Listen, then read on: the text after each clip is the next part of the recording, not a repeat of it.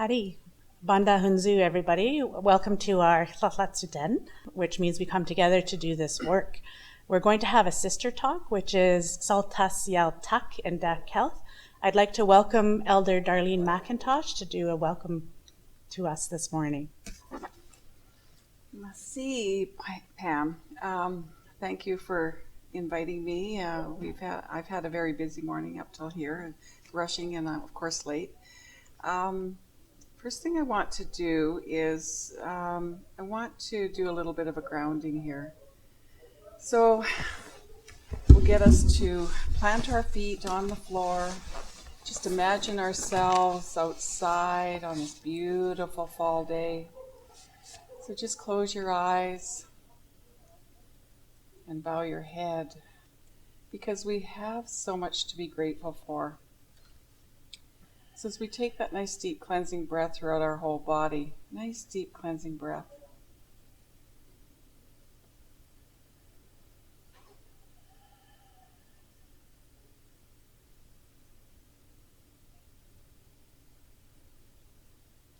It is Friday, the end of our week, and I'm sure that we're all tired because it has been a very, very busy week for everybody.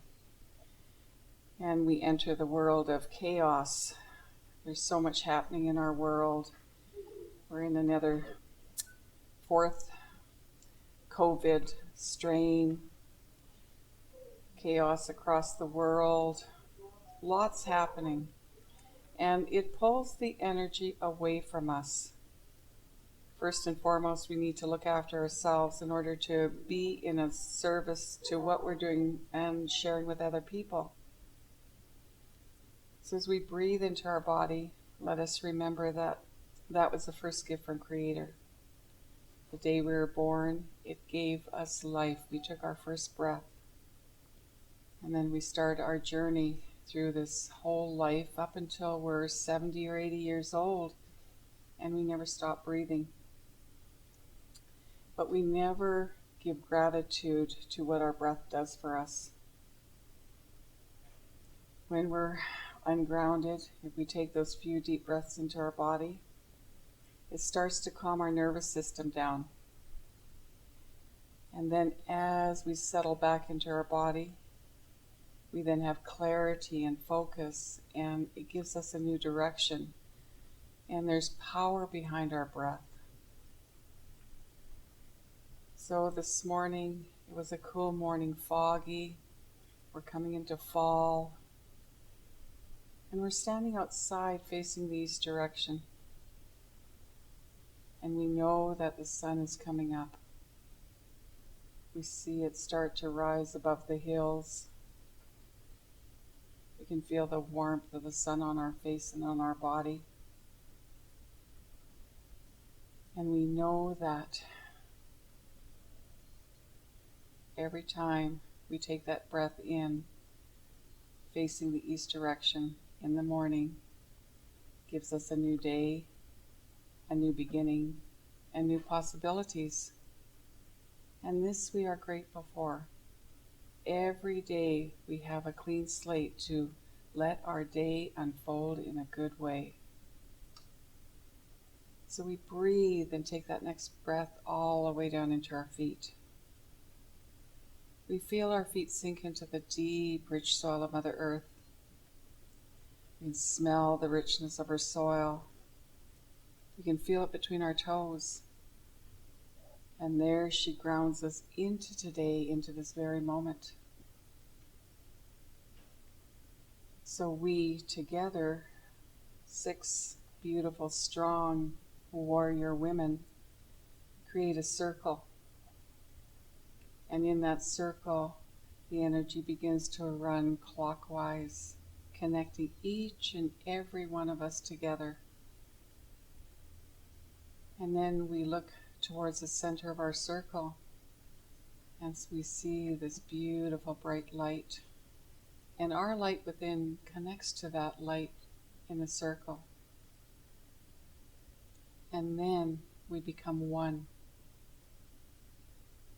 There's not an individual, but we become one to be in service to what we're called to do.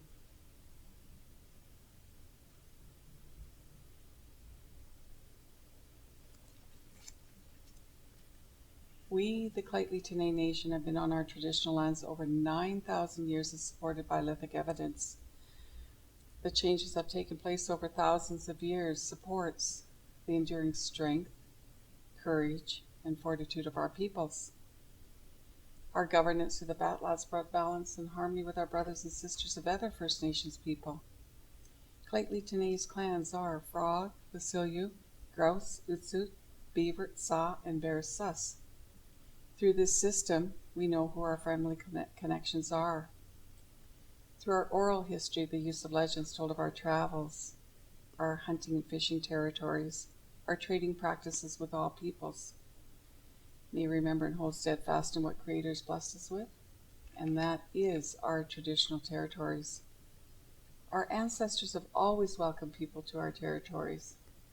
On behalf of Clytli elders, our youth, community members, and Chief and Council, it is absolutely our honor to welcome each and every one of you to our traditional territories. All my relations, let's see, thank you. All my relations. Snachelia, Darlene, we love that. We love the grounding exercise, so I appreciate you being here today. Thank you all. I want to talk a little bit about this blanket here made by Angie Sanderson at our department. We wanted to start meetings more like this, and when people come to the table, we want them to bring a special piece, either from Mother Earth or something special to them that reminds them of why we do this work today. So my name is Pam Spooner. I am Gitxsan. I am of the Laxil clan in Gitxsan language. It's Laxilyu here in Clytli territory. My name is Gusil Walaxum Guganau, which I received in my feast hall, which is our potlatch system in Hazelton. I brought a heart rock here today, which I found in the Shuswap. Everywhere I go, I try to connect to the territory and appreciate the ancestors that walked there before us. And this heart rock was standing out at me in the water, and so I had to pick it up. And I carry it everywhere with me when I have tough conversations to have, or if I'm going to do a talk to anybody. It helps ground me. Yeah. I'm grateful to be here today. Thank you for that, Gila Kasla. I'm Kori Wilson, and I'm Kwakwakiwak, specifically Muskwakzawa Tunukanlikwituk from the northern Vancouver Island. So I'm from a ways away. I was doing Find My Phone or Find My Kid or whatever on the iPhone, and I'm 628 kilometers away from home. So I really appreciate being here, and thanks for having me. My Indigenous name is Pudli, which means good host. So it's many, many years ago I got that name from my grandma, and it was her name. So I'm very honored. A lot of people think it means good host means that I'm good at cooking and those types of things. That is not the truth. But what it's about is making people feel comfortable when they're around you. So I'm really grateful to be here today. Thanks for having me. Hi everyone, my name is Jayde Chinji, and I'm youth counselor for the McLeod Lake Indian Band. I am Sekni, and I'm also Mohawk from Kanesatake, and I'm really happy to be here, and thank you for having me. Well, I'm Darlene McIntosh, Clytli elder, which I'm very proud to represent our community. And I'm also a cultural advisor at the College of New Caledonia, across the way there. And so what I brought, first of all, my lineage is through the Kwa family. August Kwa, married to Elsie George, and my mother was Mary Zatorsky, Nee Kwa, married to my father, Peter Zatorsky. And so we have a long history with our nation here. And so what I brought sage. I do smudging at the college and elsewhere. And my particular, what comes to me is sage all the time. Like, I don't even ask for it. I get it gifted to me. I go harvest it. And it's very sacred medicine for me. It's feminine energy. It's a cleanser within and without. And it's protection. So when I share smudging with people, that's my intent, to give them the medicine to where they need to take it. And then I had a beautiful rock painted, gifted to me, and of course the heart too. So we all know that we get scattered and get pulled away from our center, and then the humanness of anxiety or getting mad at somebody or whatever takes over. But when we look at that heart, we come back to ourselves, and we know we have to be in that place in order to share with those other people. And it's just a reminder. And of course, I've got a pin, Clytely pin, and that is a reminder what a special journey I'm on and how honored I am to represent our community as a whole, each individual. When I go out into the community, it's not about me, look at me, who I am. It's not about that. It is like I'm invisible and I have 500 people behind me. And those are the people that I represent to the best of my ability and to share who we are.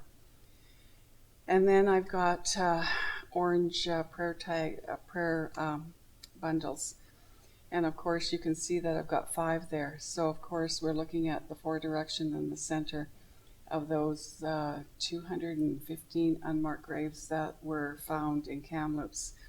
And I have a connection there because after my mom went to LeJac residential school to further her education, she went up into grade 10 to Kamloops where they found these unmarked graves. So, and my mom used to talk to me about that, but I was too young to understand and absorb the atrocity of that. Like my young mind couldn't believe that things like that happened. And so when this all happened, I remember I just reheard my mom what she said, and the elders shared, of course, but nobody believed them. So now it's here and it's in everybody's faces. So, merci, thank you. Merci. Hari Denizet Sekezet Skyza Hunasti was a death, Zenhunzu and Danachia. And I am Jennifer Pighin. I am the District Vice Principal of Indigenous Education. And to properly introduce myself, I am a member of the Clytely, but I have Wet'suwet'en, French and Italian ancestry. On my Wet'suwet'en side is my mother's side. She was Mary Pete, born Mary Pete. She was known as Marie Pighin, and her mother was also Mary Pete. And my grandfather on my mother's side was Charlie Pete. We were part of the Gidumden Bear Wolf clan, and I have 2 other sisters and a lot of family in the district. My dad's side, my grandfather and grandmother are Eileen Pighin and Frank Pighin. Eileen Pighin was born a Hoole, and my grandpa Frank was from Italy. So I've mixed ancestry, and I was born and raised in Prince George here. So I've made it sort of grown up in Prince George for my whole life, and the pieces that I brought today are kind of memories of that and things that have been given to me along the way. So I have my drum bag and kind of unloaded my drum bag onto this circle. The drum is very near and dear to me. I remember some of my earliest memories around the drum at my neighbor's house, living out on the Slesbanachek Reserve.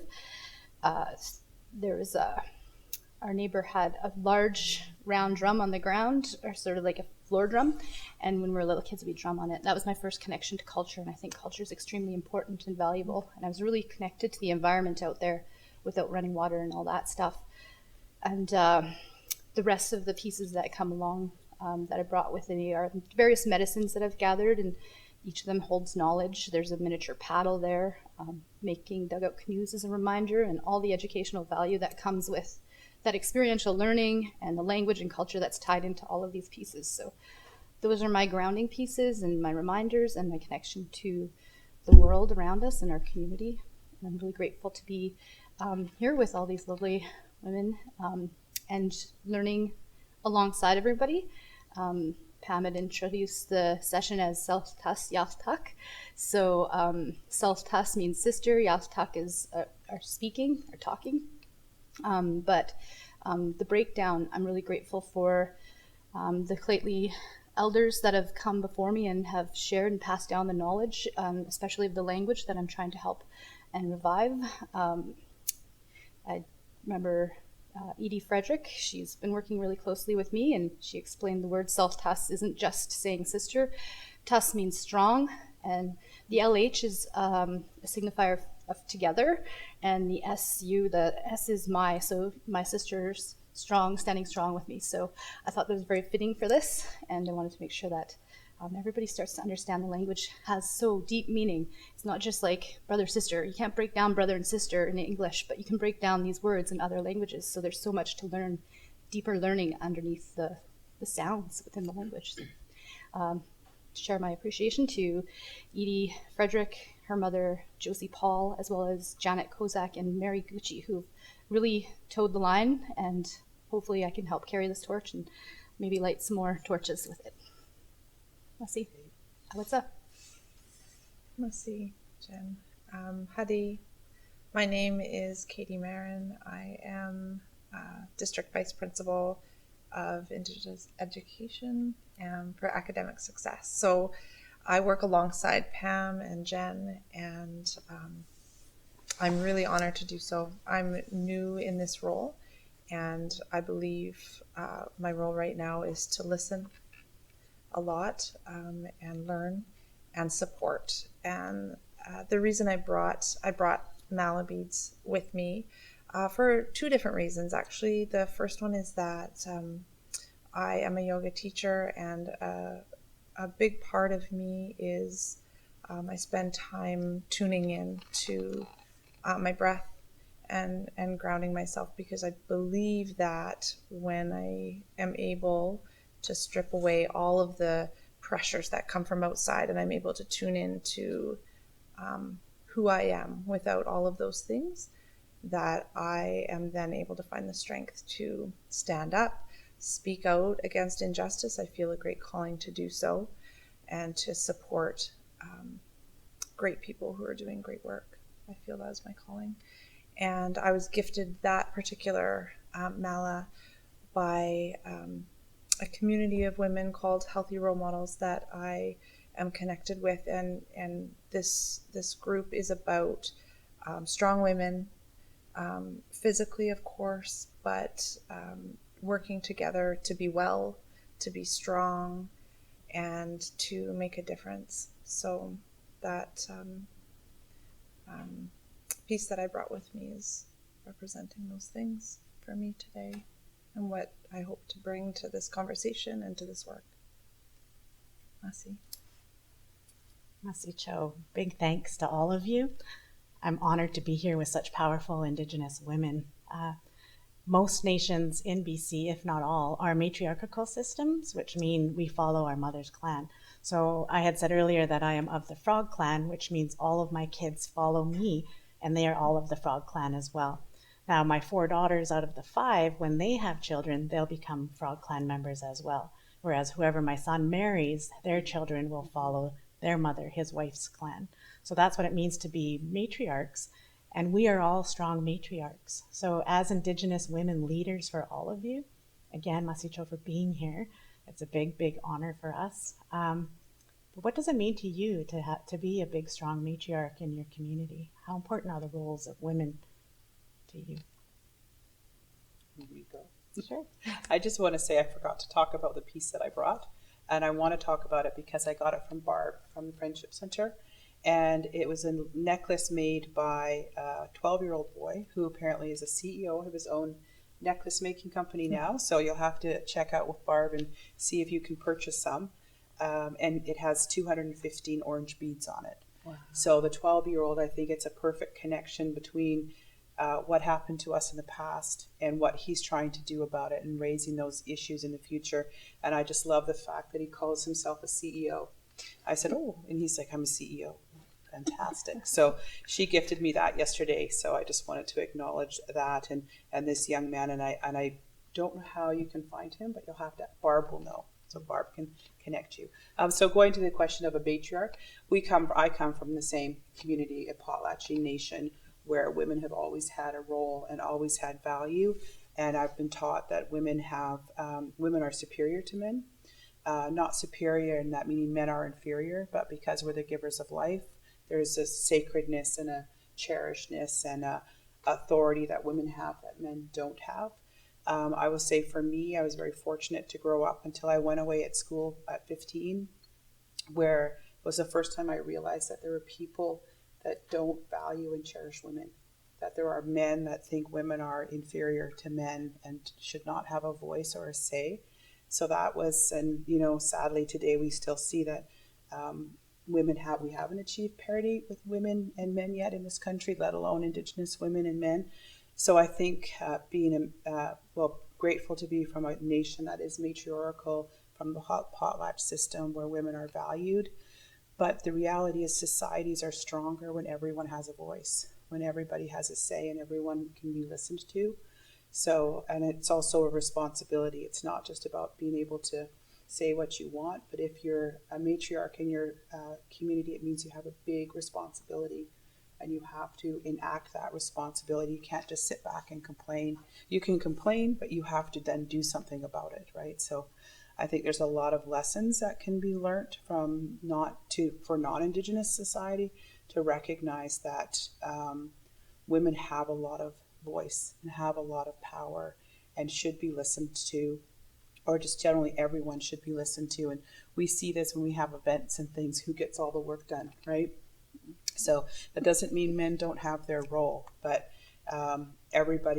societies are most successful when everybody has a role, everybody can contribute, and everybody has an opportunity to express themselves, be heard, and be valued. Being a woman leader and a matriarch in my community, it means a lot to me. When I first stepped into my role, it brings me back to my mother and her being a residential school survivor and what she had gone through, and and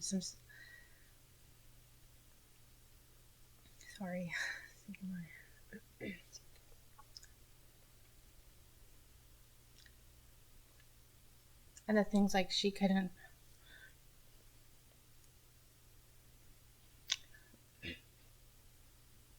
Somebody else going on. Go ahead. And that's the thing I forgot to explain about circles. There's such a power in circles, and we always explain this in the classroom as well as with our staff meetings, is when you're having a circle, you're calling in your ancestors, you're calling in the people who you're standing up for as well.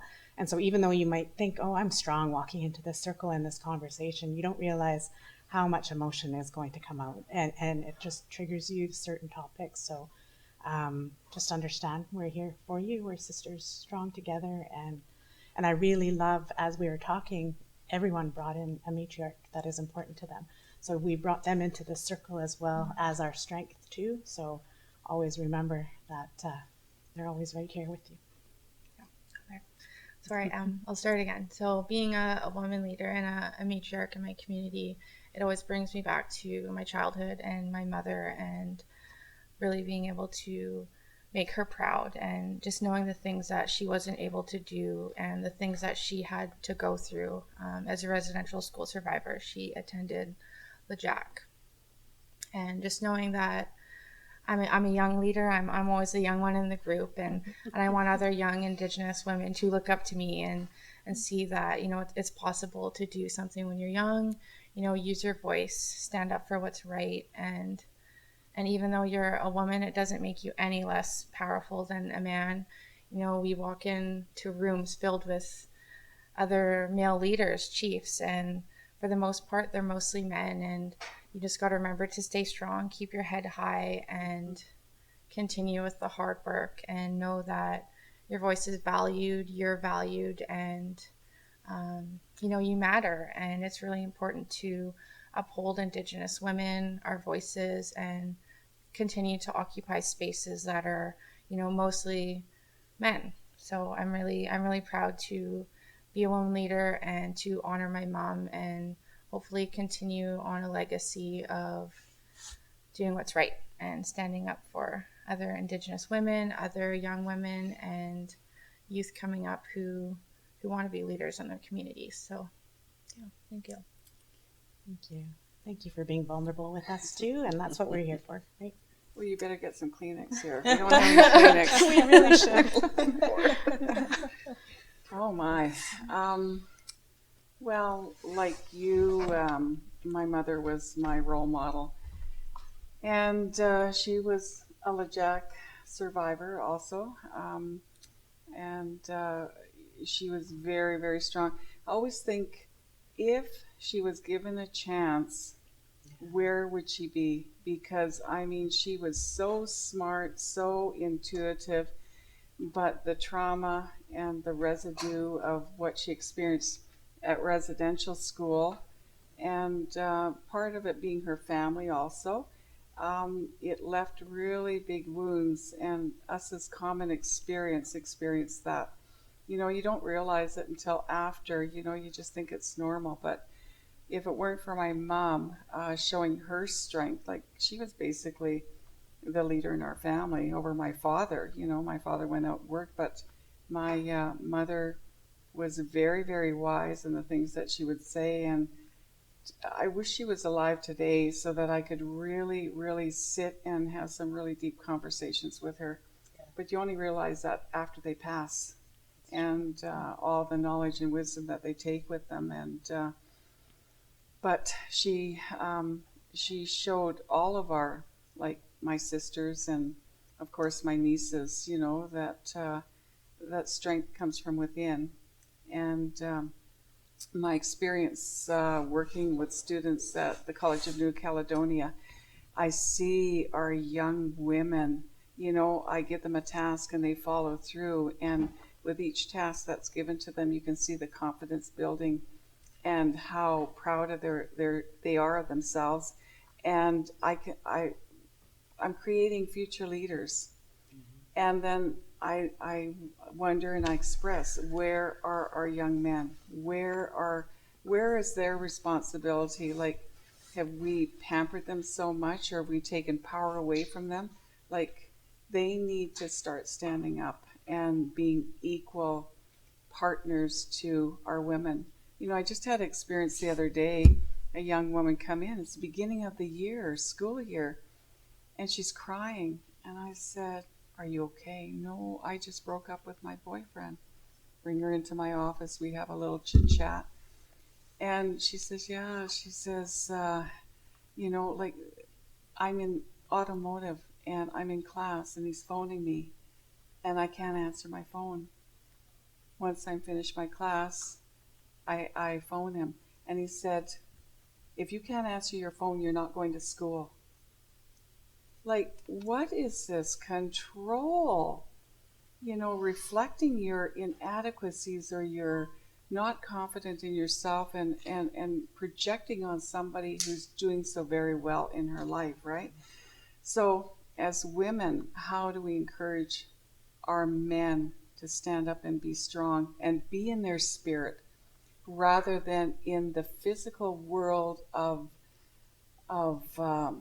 doing what you want, when you want, and then be expected to have a woman considered a chattel to be there? You know, like, how do we change this? Mm-hmm. And so, you know, part of our role is to encourage positive reactions from our young men. And I think part of it's through education too. Like, education is so very important. It gets you out of where you've been. I know that my brothers and sisters only went up to grade 8 and 9, but I focused and I thought, if I'm going to get out of where I am, I have to at least get grade 12, which I did. And now I'm working with kids in post-secondary. Like, who would have thought that that would have happened, right? But there's so much work to be done, and there is hope, and I see our young people coming, and so that generation that they're coming from, they're seeing a difference, okay? Mm-hmm. And so as powerful women, we have to give our young men the tools to be warriors in a good way. So where do you think that switch happened from matriarchalism to patriarchism? Where do we think that? Well, it's a colonial way, and when you're raised that way in school, and And anything that you do, like, it's the good old boys club, like, and it's still to a degree the good old boys club. And boy, you got to challenge them, and you got to step on their toes, and they are going to resist and say, you know, what do they say when a man is strong and confident and speaks his way, that he's a leader? When a woman does the same thing, she's a bitch.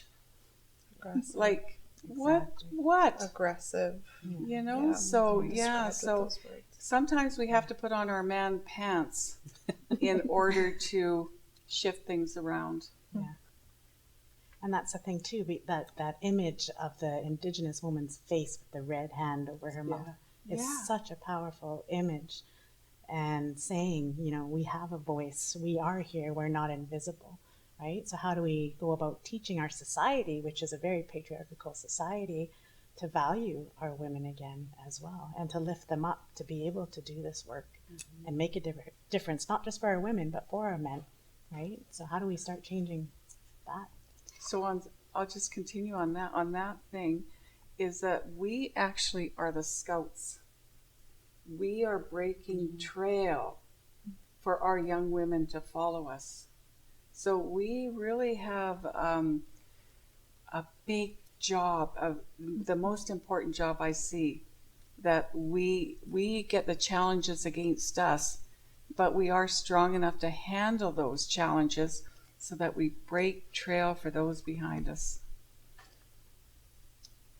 I think part of breaking down that system, the colonial system or the Western mindset, especially here on these lands, is really reconnecting with those cultural practices and the language. It's even embedded in the language, just that idea of roles and the word women. They're not very common words in our language when we talk about things and people doing stuff. It's a generic word that's talking about somebody's going somewhere. Interestingly enough, in the Clately Dictionary, it's always he is running or he is doing that, when in reality there isn't a he in the word. It's just there's no translation in English for that sort of gender neutrality. And we're all born, right? We're all born female. Like our eggs come out that way and they develop into the male. And I think there's that feminine aspect in everything around us. I remember talking to Martina Pierre, who sings the Strong Women song that came from the Sweat Lodge. Came to her in the Sweat Lodge, and she shared it out, and everybody sings it, but a lot of people don't know the whole story behind the song, and how you're supposed to sing it slowly because it's an honor song, how you're supposed to stand grounded like you speak of, and think and have your whole body thinking about that feminine aspect in everything around us, our men, our women, our children, the rocks, the grass, the air. There is that feminine and masculine in every single one of us, and for people to start to recognize that, and you do start to see that with the Soji, right, with people that are gender diverse and people embracing that aspect. And I think that's something to recognize, that maybe that's what is needed in society, is for our men to start to embrace that feminine aspect, and that's part of us. And I mean, how many guys, gentlemen, boys, don't have that strong bond with their mother, right? What's breaking those bonds? That residential school is part of it, is separating the families. Let's break these bonds between families. The maternal instinct that we have, and the maternal connections we have with our youth, with our community, with our sisters, with everybody, has been broken down through that system, through the 60s scoop, through all the structures that we're forced to be in, right? And all the labels that are put on people, man, woman, you know. I think those are part of those roles that we all need to embrace as people in general. I know in our communities, right, we've talked about the potlatch system or the bathlats, and that's that connection and that bond that's built that keeps us strong together as a community, and that sustenance in the life and the future of our existence relies on that. Unfortunately, that bond's been broken for so many things, because maybe those intergenerational impacts have that. I'm carrying my mom around my neck. She's in my necklace. Her ashes are there.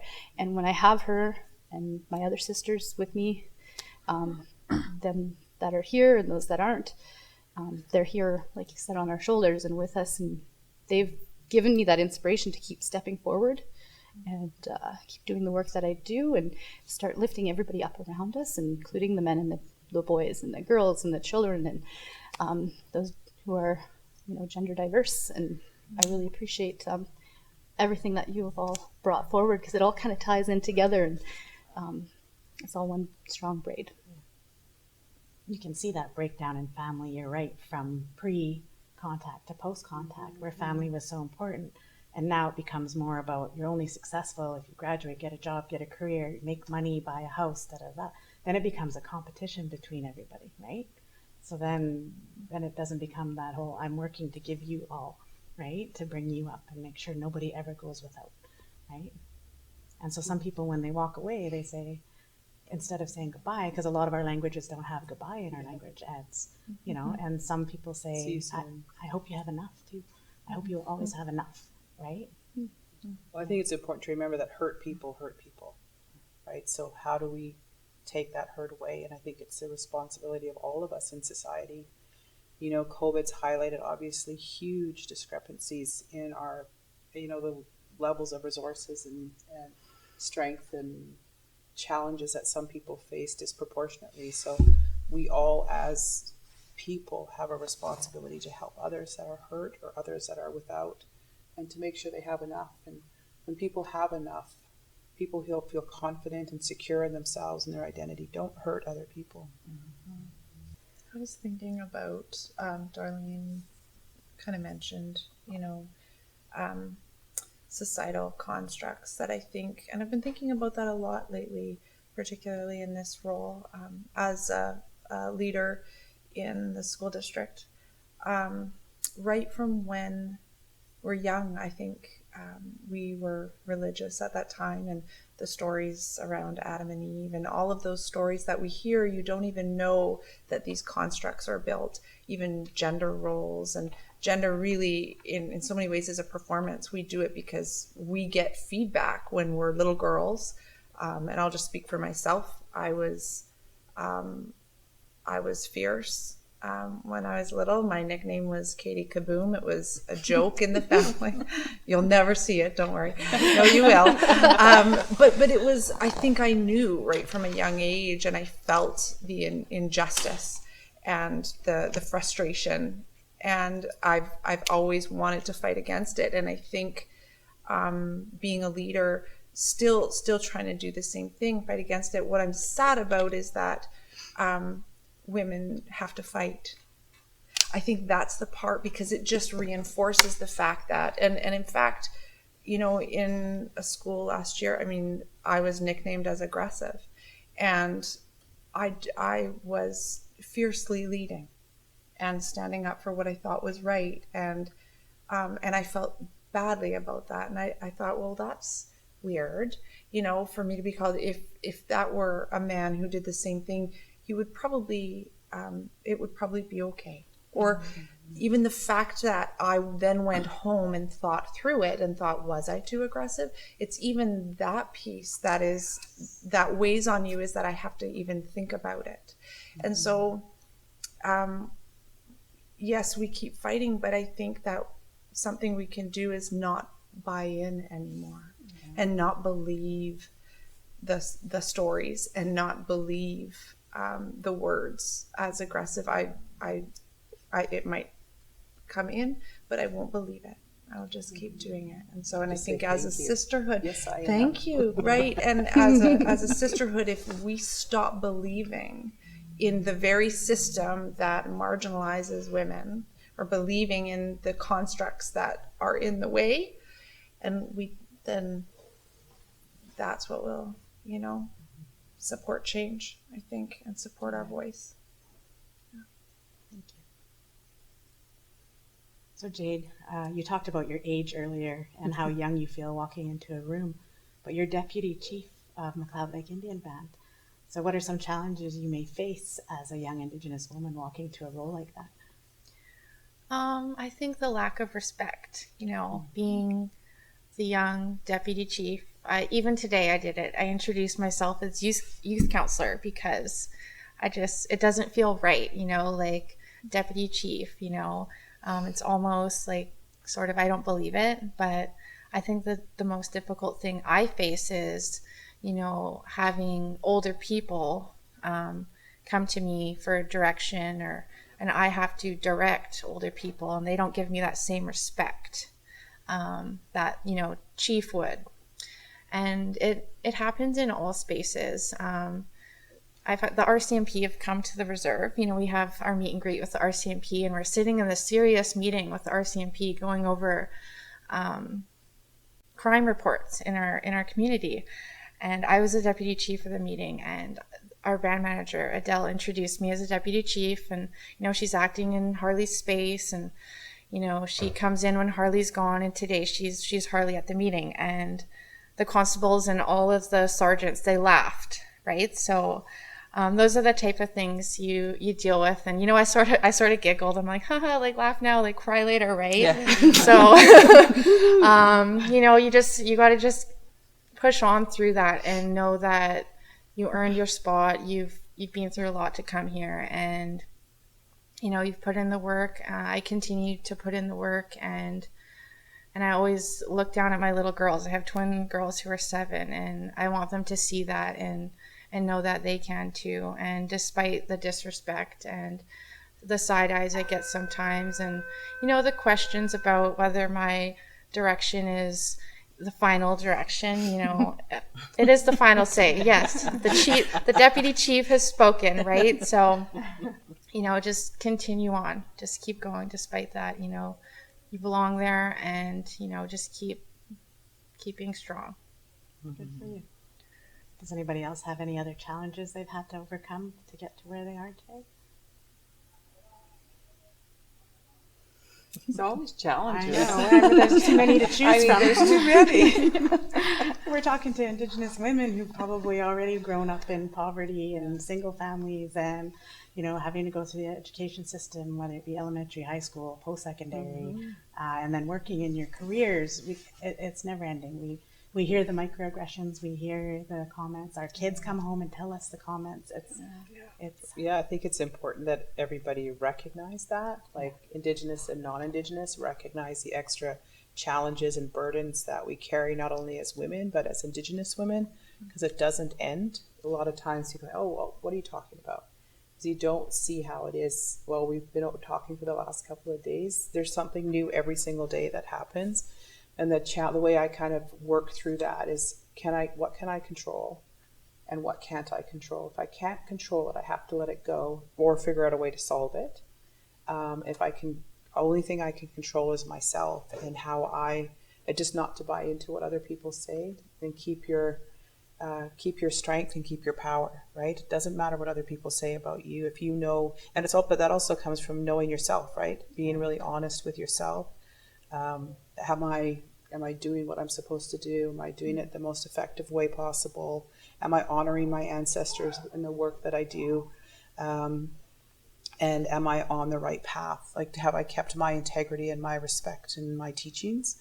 And if you've done that, then you've got to let everything else go. Never read the comments in anything, right? Never. And also, if people come and criticize, and like, great, thank you for your comments, but what are you going to do about it then? Right? So turning it back on people and not just letting it sink, starting to call, somebody taught me this, not calling people out, but calling people in. Yeah. So you don't like this? Great. What are you going to do about it then? How are you going to support us in doing something differently? And just not letting people get away with criticizing or bad-mouthing or making fun of or whatever, and just call them in a way that's, but knowing as well that some people, you just got to, there's no point trying, right? I have something to add. Growing up in my family with my brothers, of course, you know, they always tend to be spoiled over the girls, right? The girls are expected to do everything in the household. Well, my life growing up in my family taught me some valuable lessons. Is that when I had my 2 boys, they learned to do everything in the house. They had to wash their own clothes, they had to cook, they had to do this, they had to do that. That when I prepared them when they were going to go out, and if they were going to get married or whatever, that they would be a partner and not saying my wife needs to do that or whatever. Now I have 2 grandsons, and we're teaching, grandmother is teaching them the same thing. is that they need to be independent and to be able to do everything to be a partner, 50-50 partner. So it's up to us to teach our boys the right way. I love that. And I think that comes to a conversation we were having the other day about what our kids need on the first week of school is just that understanding that relationship. But it's almost like you forget the simple things. And I think that's what we do is we forget to talk like that all the time to our kids growing up, to say things like that to our boys when they're growing up, right? It's just a given to us that they'll understand it and they'll just learn it. But we have to remember to always remind and use that language. Nice. I think one of my biggest challenges was having pride in being an Indigenous person. I grew up on the Sunshine Coast, so I grew up away from my community, probably about 1,000 kilometers. So I was we were one of two Indigenous communities in Gibsons. The reserve was down the coast in Seashell. So growing up in elementary school and high school, I wasn't proud to be Native. You know, we got told all sorts of horrific racist things, you know, go back to the reserve and you don't belong here, you know, you're stupid. And it wasn't until I came back to my home community that I really understood the connection to the land and, you know, being surrounded by your own land, your people, and knowing that you come from there, you belong there, you have a huge connection to that land. And as I got older, I connected to my community. I started working in my community as the archivist, so I started to learn some of the languages, our traditions, some of our cultural things we could do. And over time, as I got older, I became more proud to be Native. And, you know, today I have a huge smile on my face when I can proudly say, like, I'm Sekni, I'm from Kanesatake, I'm also Mohawk, and I'm so proud to be Native because, you know, I think it's like 1% of Canadians are Native. You know, we come from the land and we're that 1% that truly, you know, has that connection. And, you know, I hold that really near and dear to my heart. And knowing that us being proud, being Native, our children are going to be proud. And I want that to continue. So I'm really glad that I overcame that and that I'm proud to be Native now. And you know, I don't listen to the comments and I don't hear it in my head anymore, the things I used to hear when I was in, you know, elementary school and high school. And I think a lot of the change that is occurring today is there's more education and there's obviously more empathy about what Indigenous communities have gone through and what we continue to go through. And despite all of that, we are just so resilient and so adaptable, and we continue to thrive. And we look at Indigenous communities now, they're doing, you know, a lot better. We're seeing more prosperity, and, you know, governments are standing up, and they're standing up their self-governance, they're standing up their laws. And, you know, and I look at myself and I've stood up my pride, and, you know, I'm just so glad that I've come to a space where I can proudly say that I'm Indigenous, and I'm glad to be here. This is my land, and I'm so happy that we have so many guests, and, you know, we definitely welcome them here. And yeah, just continue that. I'm honored and proud of you myself. Yeah. And that's what we want for a lot of our Indigenous youth, right? And so with our research with Dr. Dustin Louis, being in an urban Aboriginal center, we have so many outlying nations that come to this territory to live and to go to school, right? And so what we found in that research is so many of them don't know who they are. So that sense of pride isn't there. And we want all our kids to walk into a classroom and say, hey, I'm Indigenous, I'm Gitsan, I'm from the Frog Clan, this is my name, right? And so how do we get them there sooner than as an adult so they don't have to go through the struggles that we go through, that we have gone through? What do you suggest? Like representation, you know, I walk into the school and it's very colonial. You walk into institutions and they're colonial. So today we went to the UMBC, the cedar plank reveal, and I can't pronounce the Indigenous word. I apologize. Do you know the Indigenous word? No. Okay, so UMBC word? but Indigenous there words. was 32 planks, and they all had carvings on it from different communities, and they were put up on the wall in the gathering place at UMBC. And I saw the McLeod Lake Indian Band plaque, and it was up there probably alongside the other plaques. And I think representation is important, you know, to walk into a room and to see yourself and Indigenous artwork, language, and it's not just for ourselves as Indigenous people, it's the non-Indigenous people too. Like, we're all on this learning journey together, and, you know, we all want to feel a connection to Indigenous culture. I mean, we're all on Indigenous land, and I think it's really important that we're all represented. I definitely agree. I think one of the reasons why I am where I am, I remember walking through my school and just not having that connection, like I've mentioned before about the severing of that connection with our cultural practices, with our mindset and understanding of who we are. We've lost who we are. And so walking through the school, and we had at that time it was a Native support worker or something like that at the time, but split up and was only there for like a couple hours, maybe twice a week. Yeah. And I looked around at, you know, the population in there. There's lots of Indigenous students, everybody just as lost as the next, and 0 Indigenous staff except for that one staff member. And I was like, okay, this has to change, because I don't have, you know, I know we can do better. I'm sick of these you know, stereotypes and the gender norms and stuff. And so I rebelled against all that and set goals. As you know, my goal at that time, and I was probably in grade 9, was, you know, I can do better. We can do, it wasn't about me, it was about we can do better as Indigenous people, especially Indigenous women, and we can get higher achieving than, you know, just that one role in a school. Why aren't there Indigenous principals? Why aren't there Indigenous teachers? And, you know, why aren't there Indigenous staff throughout the whole school? And I'm grateful to say that we've come a long way, not quite there yet, looking at the equity and or lack of equity in the system right now.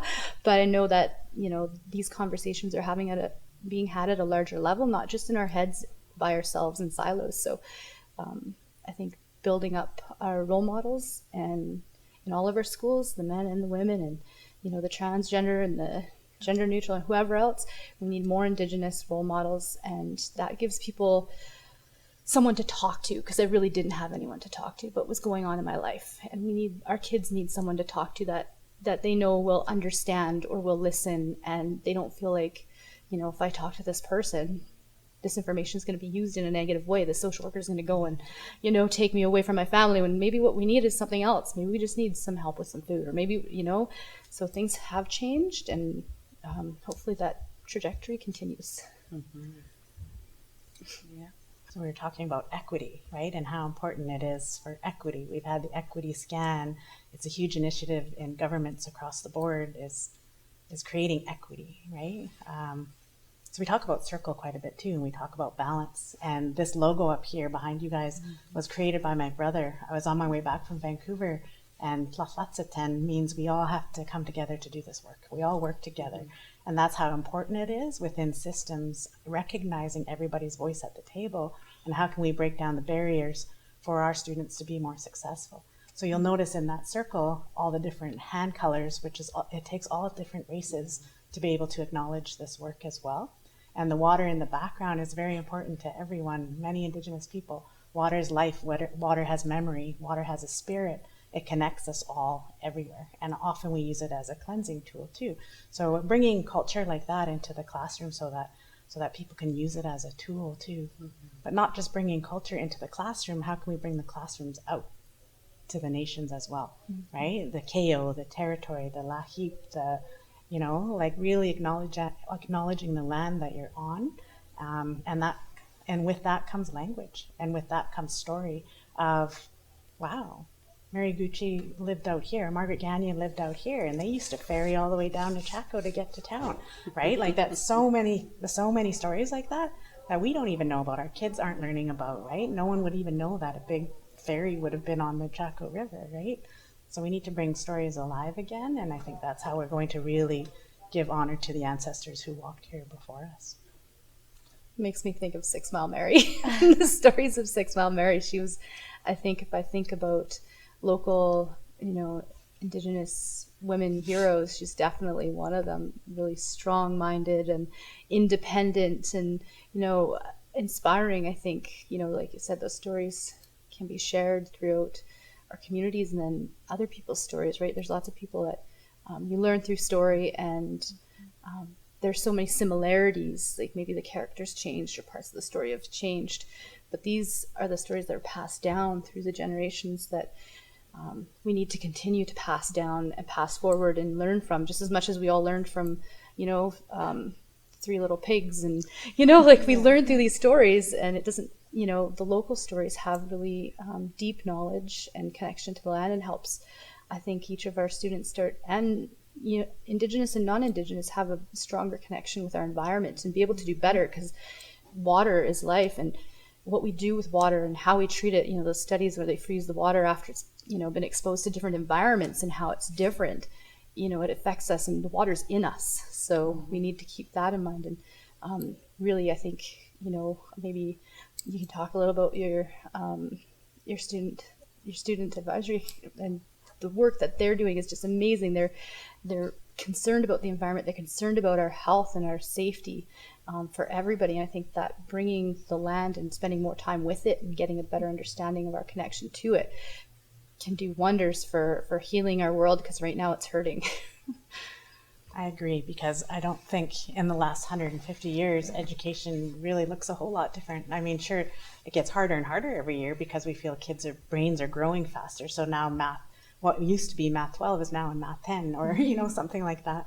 But it hasn't been working for our kids. So how can we redefine it in a way that they're creating a future that they want to live in, right? And so if we're worried about the environment, are we giving them the knowledge that they need to do to be able to problem solve climate change? Are we giving them the tools that they need to use to be able to solve poverty and homelessness? They can be the voice to go present to city council or present to your principals. We need change. You know what I've discovered in working with, thanks for that, Jen, actually that has me thinking, the District Student Advisory Council, made up of students across our district at secondary schools. I think we feel this great responsibility to have all the knowledge and pass it along. But if sometimes we create the space and step a little bit outside of the way, and we say to kids, tell us what you need, the brilliance of what, the brilliance of what kids know and what they'll tell you and what they instinctively know is wrong and right is amazing. And they actually are, they are leaders in their own right. Kids are. And I think in education, I can just speak from that, I think we don't ask them enough. We feel we have the curriculum and we're, bestowing it on, right? That there's this idea. And instead of saying, these are some of the things, this is social studies, these are some of the things, tell us what you want to learn. And that's what the Student Advisory Council is doing right now. And that's student agency, right? When you say, what do you think, right? It would be fantastic to have students here right now and share student stories of what are your experiences and what do you need for things to change. And then I'll help you make the change, because I think that's our role. We are grown up, right? We are grown up, but we can support the students, in as they grow, right? That's kind of our role, is to just remove barriers. I think as leaders, we remove barriers for them. I agree. Sorry, I'm not laughing at you. I'm smiling because I'm just thinking of our earlier conversation, how this is just episode 1 of many to come. So Sister Talk, we're going to have this, and we're going to have students sitting here and giving us their voice. What are some challenges that you face in school today? And if you had a dream, what could we do to support you to make it a more enjoyable and successful place for you? So stay tuned for more episodes to come. And then when they tell us, it's really important that they do it with us.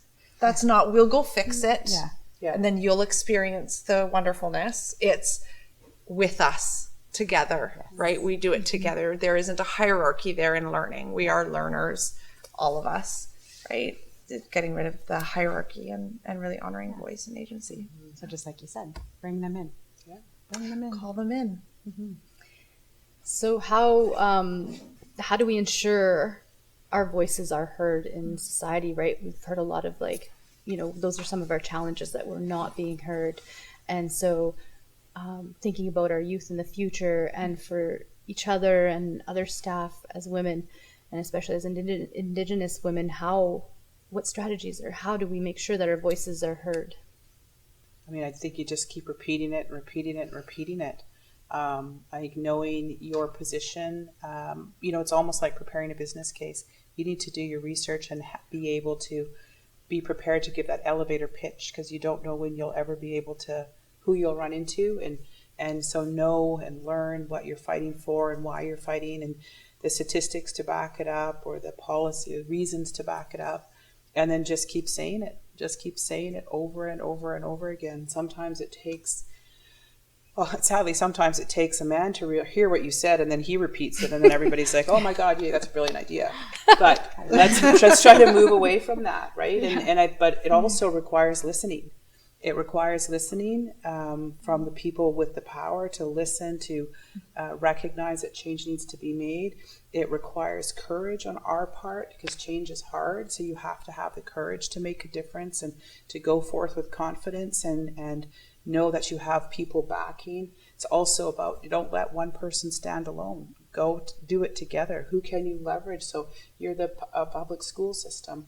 Who in the community, from CNC or from the university, do it together, right? And share that space and invite others to back you up in some cases, right? And also, I think being really prepared, right? So if you say you want X done, always also have a little bit of plan on how you'd roll it out, right? If somebody says, okay, well, how much would that cost? Oh, here you go. It would cost it, because then you've got it, right? Mm-hmm. And so being really prepared, having that courage, and just keep repeating it and repeating it. And if you have to keep track, there's nothing wrong. This is the 9th time I've told you about this, and I told you on these other dates. Here's all the dates, and here's all the emails that we've already had about this. So it's doing that homework and making sure you have that at your fingertips, I think, too. Because eventually, Remember when I was in high school, I was the kid, I was the quiet one, right? Even in my family, right? My role in our family was minimized. It's very and it wasn't overt and this is what the men do, this is what the women do in our family, but just generally men's voices are really loud, and it wasn't entirely why I was so quiet. I'm generally a quiet person, a thinker, and I had a hard time in school because of it, right? Not heard and not voicing, and it wasn't until around the same time, grade 9, 10, where they identified that I was, she's not, but based on what she's writing, she's got something, but just needed to have that confidence to speak up, and I didn't have that. And a key factor in changing my entire life was taking Toastmasters, which basically did exactly what you says, gave strategies in a small setting to plan, and that's half of it, right? So then I realized I got to write things down, so then when it's time, when I'm ready to speak, I have something to look at, because I don't know, for some reason my mind goes blank when I'm under pressure. And so just that preparedness is really important, and then the practice and having someone with you to help you through it a lot of times, and those allies or those friends could be anybody. And then the last part you had mentioned again too is so since then I've been able to speak up more and strategize and pay attention to where you need to speak up, and kind of that balance between the observer and the one that speaks, not speaking too much, because then people just tune you out after a while. But I've done a lot of work in our community, speaking at the right tables to the right people, paying attention, who's the person that's actually going to make this happen, who's going to listen. I don't want to bark up the wrong tree, as people say, right? So I think that helps to make women feel, or anyone feel, more empowered, that their voice is heard. You don't want to talk. You can complain all you want to, in the chats on the comments, but until you actually talk to the people that are going to make that difference, you need to do that. And whether it's speaking up verbally or, through art, which is one way to do it, right? Or through letters, or through rallying, or through money, right? Get people's signatures. There's lots of ways, I think, to have those voices heard, depending on, what it is you're trying to say. There's another thing too, And I can really relate to what you're saying because I felt like I was like that too. You know, you coming unprepared, your mind goes blank. What do you say? You know, and then you start being goofy. But what really our conversation here is about women leadership. We all have our toolkit, and we try to be the jack of all trades. We're involved in all this where maybe our expertise is not in there, but because nobody is coming to the fore and being on it, it kind of indirectly forces you to take that role, even though you might not know anything about it. You know, but the thing is, what I say is, I say yes to everything. And then I think, oh my God, I don't know anything about it. Then I start to really try to figure it out and at least be prepared to the degree I can be prepared in order to don't look silly or whatever. But, you know, and it's about preparation. It's about, because we don't know everything. But common sense prevails, right? Mm-hmm. Like if you're in your truth, common sense prevails. Mm-hmm. So we have a young leader here, right? And she has her toolkit, you know, and she shares that toolkit, our medicine. So instead of saying maybe toolkit, we'll say our medicine, what we were guided to do, you know, because I believe that if you're grounded and you have a connection with Source, and you open up your mind, then you're guided. You know, when I go to write prayers or whatever, I'll sit down and I'll think, well, you know, what's this about or whatever. And then it just flows because I'm open up to the guidance from Creator, from Source, or however you want to put it, right?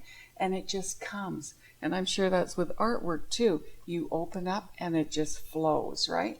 But if you challenge it and you're just in your mind and you're not in your heart, then there's the challenge. So you have to connect with Mother Earth and Spirit, and then it flows.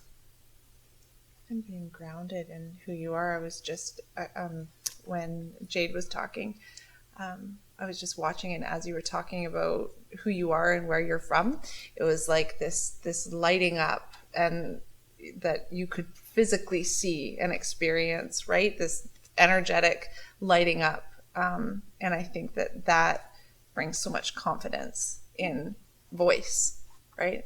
You could physically watch it happen here when Jayde talked about where she's from and reconnecting with who she is and understanding and being proud of who she is. Big difference. I think that's something our youth should understand as well, is life's journeys and paths can take turns this way and this way, just like a river. And you're going to have rough waters and you're going to have calm sailings as well. But it's a matter of what you do. And you're on a path for a reason, and you're being led that way for a reason. So when we got into our careers, I mean, all I ever wanted to be was a math teacher. Boring me, hey? But I never wanted to be a principal. And then all of a sudden the door opened and I became a principal. I never wanted to be a district principal, and there it was. And then director, and there it was, right? And so when you're open to life's whispers, as Oprah says it as well, good things come. And if you're always thinking that way, and you're learning from your mistakes, we've all made mistakes. We've all said silly things we didn't want to say, or done silly things we can't take back, right? But it's a matter of what do we learn from that, and reflecting, how can I do this better next time, right? Always being the best version of yourself in everything you do. You listen to Oprah. That's why I say this is our Indigenous Oprah.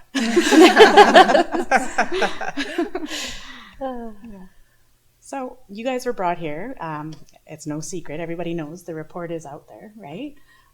So you're here to fix us. No, I'm just kidding. And by March, by the sounds Absolutely. of it. No, I'm just kidding. What are some goals that you're setting for the next 6 months? Well, I mean, certainly setting some goals are try to implement some of the recommendations. And to work with all of the people in Prince George, the other two advisors and myself, to work with all of the people in this school district who care about this school district, who care about these children, to help implement some of those recommendations. Some obviously are going to take much longer, but I was asked yesterday, what do I hope to accomplish by March? It's really hard to quantify or to say, okay, let's get 10% of them done. Like, we don't know, right? But I think what it's about is, if at the very least, to get all the groups actually talking, working together, focusing on identifying where the barriers are. We can help you work through some of those barriers, but getting a district that can be a leader in terms of open, transparent governance, communication, that's student-centered. It's really important, I think, everywhere to have it student-centered, but to hopefully have policies and when I say policies and procedures, I don't mean what we typically mean, but processes in place, whether they're Indigenous processes, and ways of communicating and ways of doing and knowing and being, that ensure that every child in this district matters, and that they're treated fairly and equitably, and that their light can shine. You know, I often, if you've ever heard me talk before, I often say that our job as, you know, as a parent or as a community member or as a teacher, as a citizen of British Columbia, our job is to find in children. Of course, I'm in the post-secondary BCIT, and you know, it's these are already you know, more formed adults that we deal with, but it's our job is to help us find this, help the student find the gifts that the Creator gave them, because the Creator's pretty bright. She gives gifts to the people like that need them, and also in some cases gives them challenges as well, because they need to learn that lesson to strengthen their gifts. So our job is to help every child uncover the gifts that the Creator gave them, and to be able to use those gifts in whatever it is they want to be and whoever it is they dream to be. And to get rid of, and I guess the main thing for me is how do we get processes in place to ensure that everything is student-centered, and change some of the statistics and the numbers and the data. I recognize that our report is not the nicest report in the sense, but what I can assure you that we reported what we saw and heard accurately, backed up by data. So we can look at it in a positive light, that this is where you were at the time of the report, but this is not this. So this is where you are, but you're going to be here in December, here in March, here. And that's going to take every single person in this district to, one, examine themselves and their role, and read the report and see where can I contribute? Where can I use my strengths to make this different and better? Because if Indigenous students succeed in this district, then all students will succeed in this district. So it's really, really, you have so many bright lights here, right? There's so many amazing people here that we had the opportunity to speak to that are just ready to go if you work together in a open, transparent, student-centered way. I agree. We have a great staff. Yeah. We have principals who are willing to do the work, teachers who are contacting us, and IWs, EAs, custodians are amazing. Exactly. Across the board, facilities comes to us, right? Like everybody in our system. And everybody has a role, and I'm glad you say the custodians, because these are often the unsung heroes of institutions, right? We have one at BCIT. She's a Filipino lady. She came first as a nanny to Vancouver, and now she works as our custodian, and she knows everything about everybody. And so you got to tap into these people. We had, when we were doing our Indigenous vision at BCIT, we invited the landscapers. The landscapers have never been invited to any kind of academic thing ever. And they went away even before the vision was enacted and said, "Oh, I can decide what plants I purchase. I'm gonna research all the native plants from this area, and I'm gonna change the gardens. We don't need to have this tree that was imported from England." And they did that on their own, right? So it's having everybody recognize that every single person has a role to ensure that what is in that report is not repeated, and that the recommendations are implemented. I think we're all here and in this field for a reason, right? We all have the heart and the And love. it'll take time. Yeah. It'll take time, Yeah. obviously. Yeah. Thank you. I want to see words of wisdom. Any last words of wisdom to our future generations or our district staff? I think for me, the one thing I always say to students is you have a choice to make. And of course, adults are a bit different, but 5 years from now, you're going to be 5 years older. So you can be 5 years from now with a dogwood diploma, or you'll still be 5 years older without a diploma, right? So 5 years from now, you are going to be older. 5 years from now, your district can be the leader in this province in Indigenous education, in equitable education, in innovative education. You know, you can be that in 5 years, or you'll just be, in 5 years, you'll just be, right? So you have choices to make. And I think for kids, one of the things I find is a lot of times we have this, well, I've been in post-sec for 20 years. So I've been teaching young adults for 20 years, and I've seen a change in students where their parents, what's that snowplow? Like the parents move everything out of the way so the child doesn't suffer in any way, which you understand why parents do that. But the fact is that students have to know, or young people need to know, that life's kind of challenging. Life kind of sucks sometimes, right? And that's normal. Life is hard, and no matter what you have, and you have to go take those ups and downs. And I think for Indigenous kids is to have them know that they're enough. Just as you are today, you are enough, and you're perfect, and the Creator made you that way. And if there's something you're not sure about, then let's figure out a way to give you that skill, or to help you find that peace, or whatever it is they need. But they're enough as they are right now. Love it. One thing that I've always said as a cultural advisor in the Aboriginal Resource Centre, and I say this gently but in seriousness, that you need to understand and realize that nobody is responsible for you. You are responsible for yourself. Mm-hmm. And this is at a young age. And we need to keep on saying that, repeating it over and over, that, and give them a chance, be a part of them learning about themselves, is that, you have a choice. There's action and there's a reaction. So if you do something, you have to think about what the reaction is. Like, you think you want to go out and party and not apply to school. Well, you're having a great time, but then the next day comes and you have a paper that needs to be in. And then all of a sudden, you're this victim, this weak little person. And I don't want that. Mm-hmm. I want you to know that you are strong.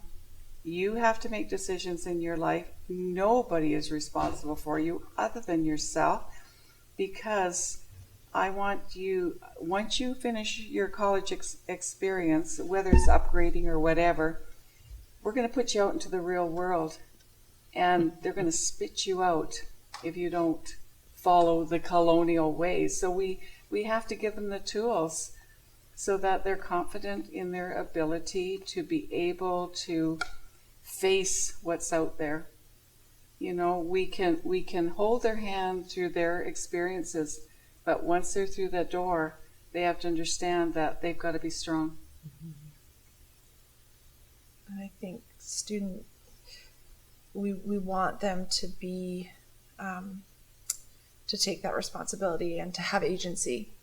But a lot of times what we do in school is we take that away by being the knowledge holders, and I'm going to impart wisdom onto you.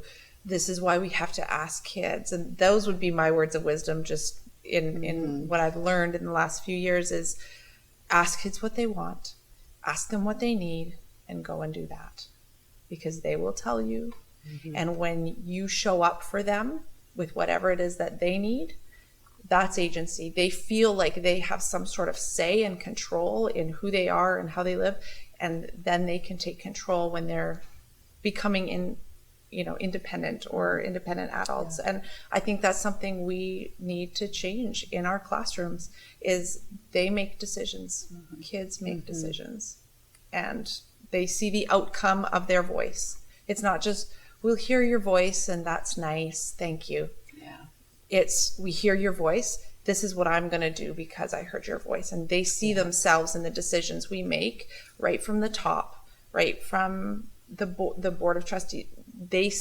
Students should see themselves in all of those decisions. Mm-hmm. That's agency. Absolutely.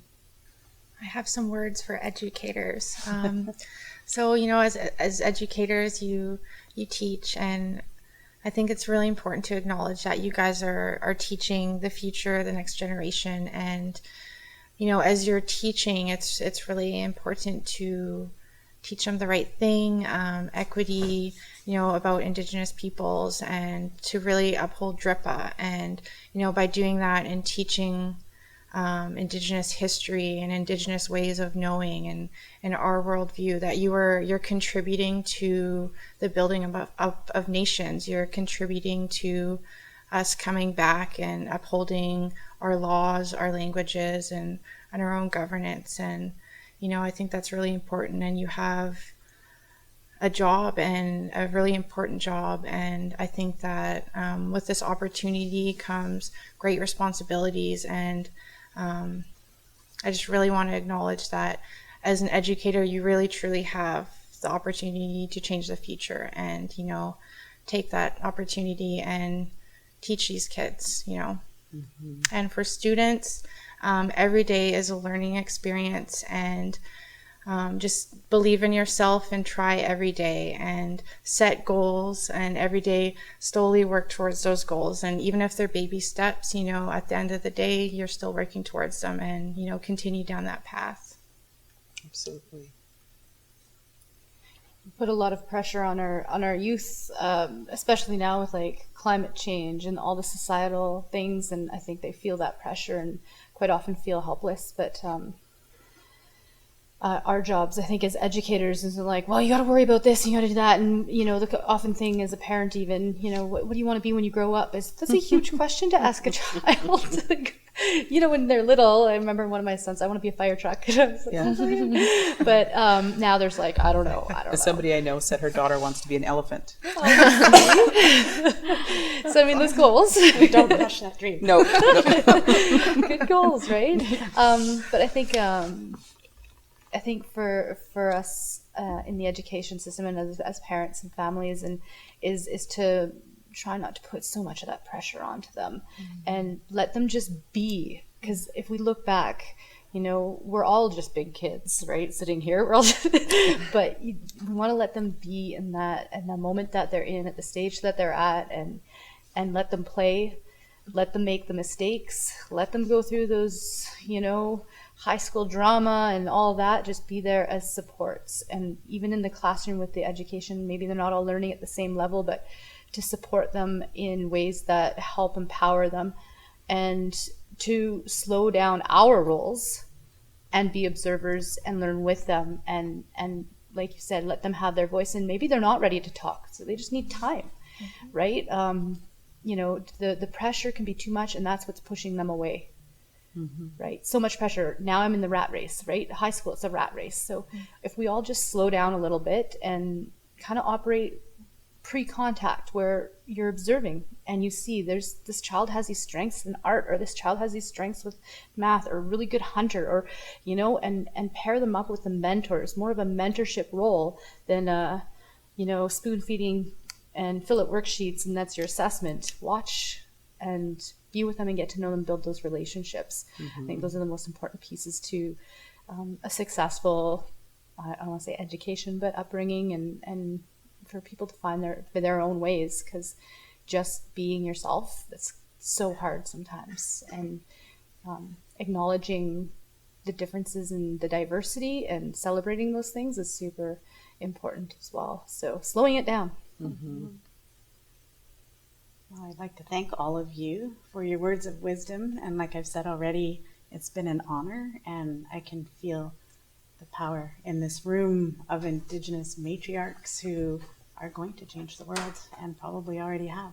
So again, it's been an honor to sit here with you, and I look forward to our future episodes to strengthen our other girls. Exactly. It'll become like the Oprah show, right? Let's get on TV soon. Yeah.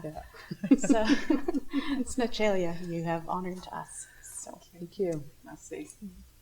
I would like to end, if you don't mind not putting you on the spot. I know they could edit this out or whatever, but if you could play the Strong Woman song as an ending, how powerful that would be for the video.